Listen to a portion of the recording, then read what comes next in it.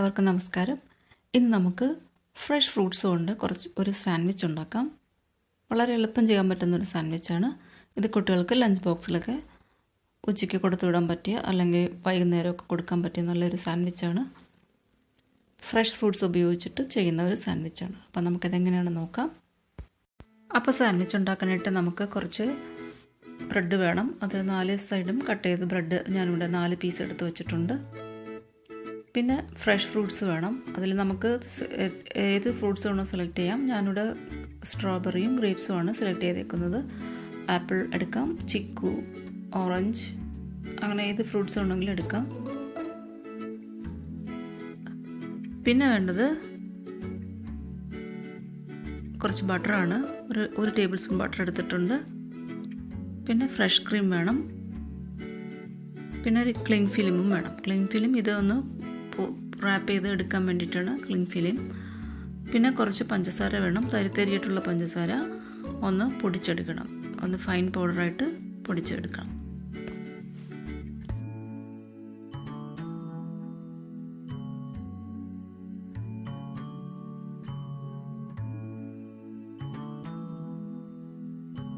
അപ്പോൾ ഇനി ഒരു ബൗളിൽ നമുക്ക് കുറച്ച് വെള്ളം എടുക്കാം. തണുത്ത വെള്ളമാണ് ഞാനിവിടെ എടുത്തേക്കുന്നത്. തണുത്ത വെള്ളത്തിലേക്ക് കുറച്ച് ഐസ് ക്യൂബ്സ് ഇട്ട് കൊടുക്കാം.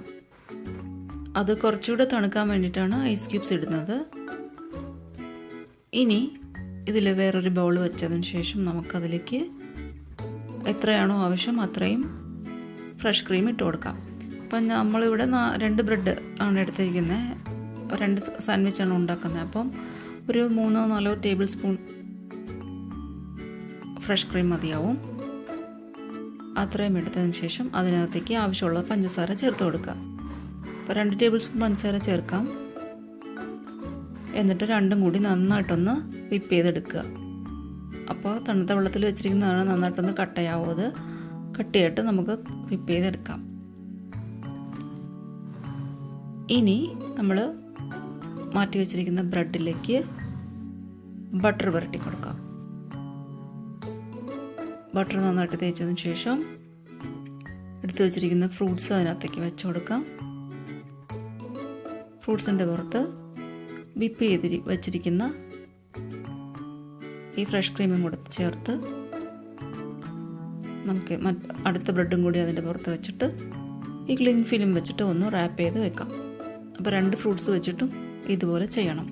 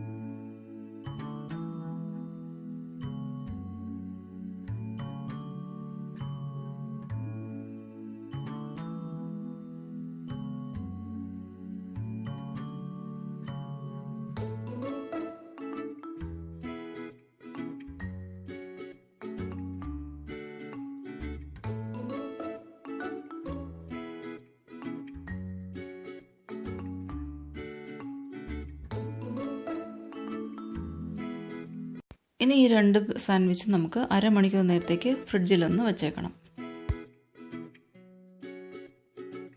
ഞാനിത് അരമണിക്കൂർ ഫ്രിഡ്ജിൽ വെച്ചിട്ട് എടുത്ത് വന്നിരിക്കുകയാണ്. ഇനി നമുക്കിതൊന്ന് സ്ലൈസ് ചെയ്ത് നോക്കാം. നല്ലൊരു സാൻഡ്വിച്ചാണിത്. അപ്പോൾ എല്ലാവരും ഇതൊന്ന് ട്രൈ ചെയ്ത് നോക്കണം.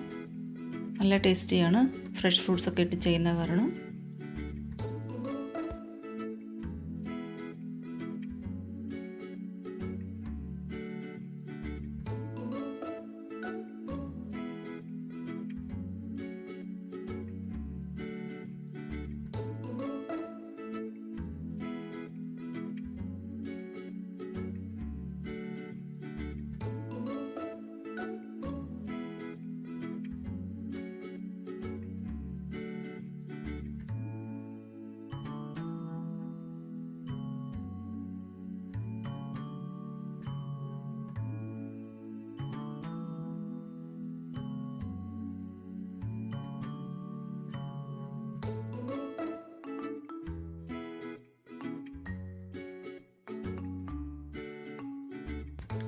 അപ്പോൾ നല്ലൊരു സാൻഡ്വിച്ചാണിത്.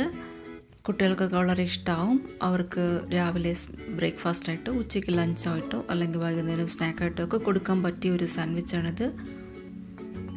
എല്ലാവർക്കും ഈ റെസിപ്പി ഇഷ്ടപ്പെട്ട് കാണുമെന്ന് വിചാരിക്കുന്നു. ഇഷ്ടപ്പെട്ടാൽ ചാനൽ സബ്സ്ക്രൈബ് ചെയ്യുക, ഫ്രണ്ട്സിനും റിലേറ്റീവ്സിനൊക്കെ ഷെയർ ചെയ്യുക, ജറാനാസ് കിച്ചൺ എന്ന് പറഞ്ഞ FB പേജ് ലൈക്ക് ചെയ്യുക. അപ്പോൾ നമുക്കിനി പുതിയൊരു റെസിപ്പിയുമായിട്ട് അടുത്ത വീഡിയോയിൽ കാണാം. താങ്ക് യു ഫോർ വാച്ചിങ് ജറാനാസ് കിച്ചൺ. Bye by.